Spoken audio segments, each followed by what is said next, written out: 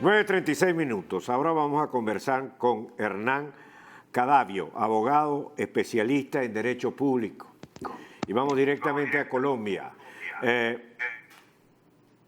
Don Hernán, gracias por atender a la llamada. Y le adelanto que el exprocurador Alejandro Ordóñez nos señaló que prácticamente el convenio está muerto, que lo más difícil es que durante la presidencia del presidente Santos se llegue a un acuerdo definitivo con la FARC. ¿Cuál es su opinión? Buenas noches. Adelante, lo escuchamos. Bueno, muy buenas noches a todos, a toda la comunidad de Miami, comunidad latina y a ustedes por este espacio.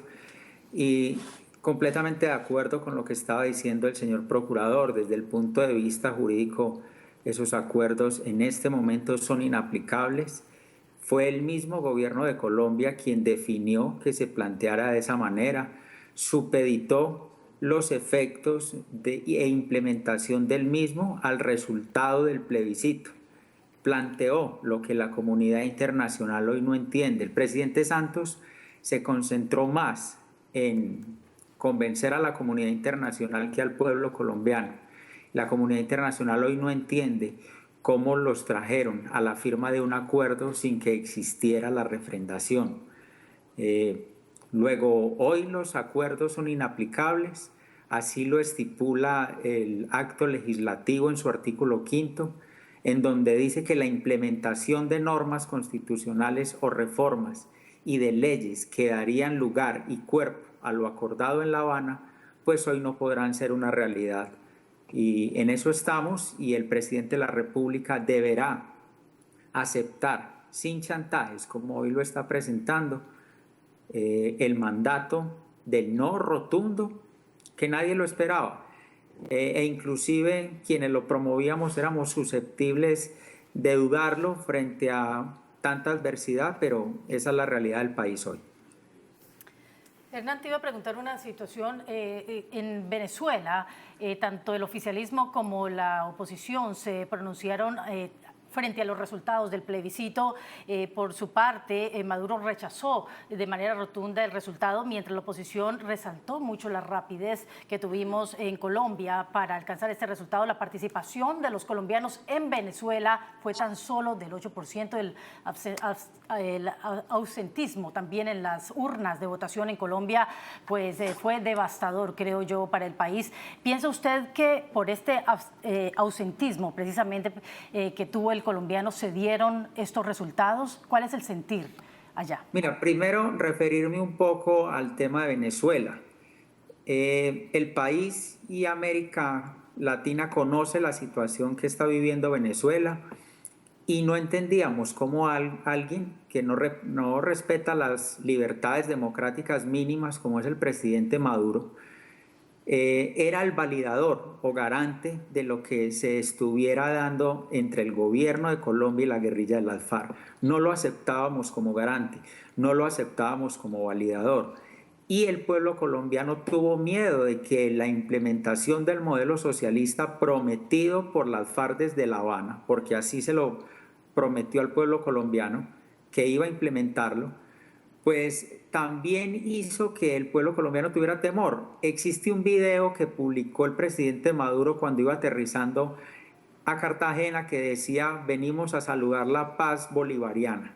Esos mensajes fueron contundentes para hacerle saber al pueblo colombiano que existían temores de una futura Venezuela. Con el respeto de mis compatriotas, saben que muchos pensaron así. Y en los niveles de abstención también fueron muy altos. Sometieron al país a una gran polarización. Era sí o no. Si eras sí, eras amigo de la paz. Si decías no, entonces te catalogaban de guerrerista. Y muchas personas decidieron abstraerse de ese debate y quedarse quietos frente a lo que pasó. Sin embargo, una participación de más de 6 millones de votos, superando al sí, pues creo que deja un mensaje muy contundente sobre lo que busca Colombia y sobre lo que no quiere Colombia. Ahora, doctor, usted como abogado sabe que hay un principio que dice que nadie puede alegar su propia torpeza. Sí, señor. Y en este caso, al presidente Santos le pasó como Chacumbele, que él mismito se mató. Él mismo se buscó, creyó que nunca iba a sacar un no, pero sacó un no y se acabó el juego. Pues se acabó el juego porque trancó la cochina hablando en dominó, trancó con la cochina en la mano, se suicidó en primavera, no sé cómo decirlo, pero esto indica que va a seguir la turbulencia en Colombia. ¿Qué le ve usted a esto? Aquí en Colombia diríamos que ensilló antes de comprar las bestias le llamamos a los caballos, él ensilló antes de tenerlas. Y yo les quiero contar una anécdota sobre el mal planteamiento que esto ha traído. Primero, se había hablado de un referendo como mecanismo de refrendación.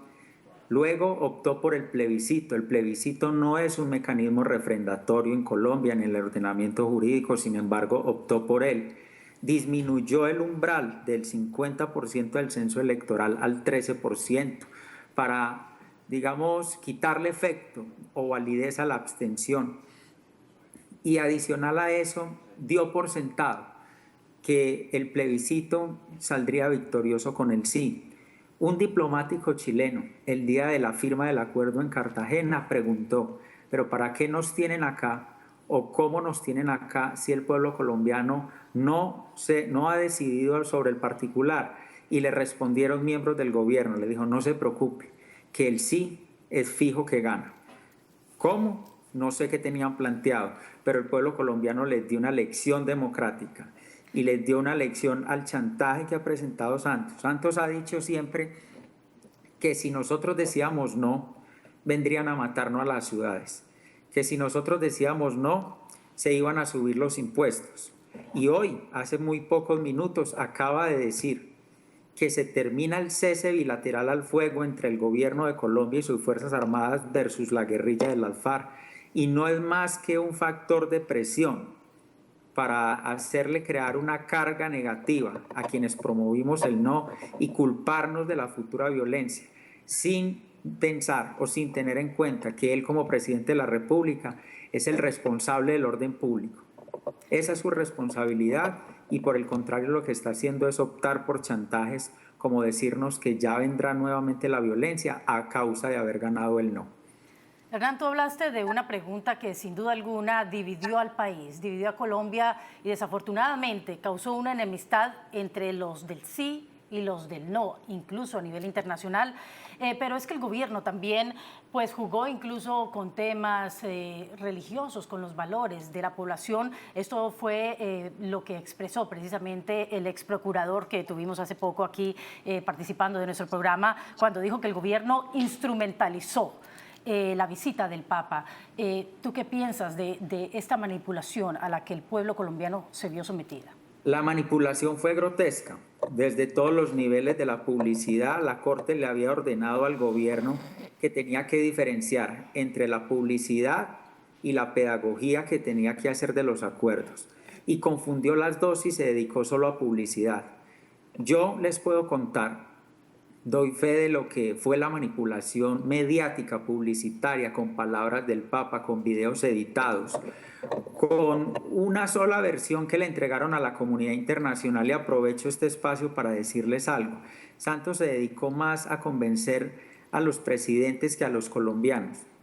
Y los presidentes latinoamericanos y en el mundo apoyaban un proceso de paz, pero ¿quién se opone a la paz? Nadie. Pero ahí parte el falso dilema. Ellos entraron en una arrogancia tan severa que quienes nos oponíamos a su planteamiento entre la cúpula del FARC y la cúpula del gobierno nos denominaron enemigos de la paz. Y en ese falso dilema, en esa disyuntiva falsa, errada, quisieron meter al país. Entonces, entre todo lo que tocaron, lo que estás mencionando, de valores morales, de valores familiares, no tuvieron en cuenta las apreciaciones o sugerencias o recomendaciones que se le hacían desde otros sectores del país, desde otros sectores de la sociedad, y pensaron que tenían todo el camino allanado. No fue así, y se le dio una lección, yo creo, democrática para la historia, Y es importante aprovechar los espacios para decirle a la comunidad internacional, porque veíamos la angustia de titulares de prensa que no entendían. Decían, no entendemos cómo le decimos en Colombia no a la paz. No, en Colombia le decimos sí a la paz, pero prevalecieron las condiciones que se exigían como mínimo, de no existir impunidad, de existir reparación por parte del ALFAR, de existir entrega del delito, de los recursos provenientes del delito, del narcotráfico, que nunca lo reconocieron. Eso fue lo que dijo el pueblo colombiano. Muchísimas gracias a Hernán Cadavio, abogado especialista en Derecho Público.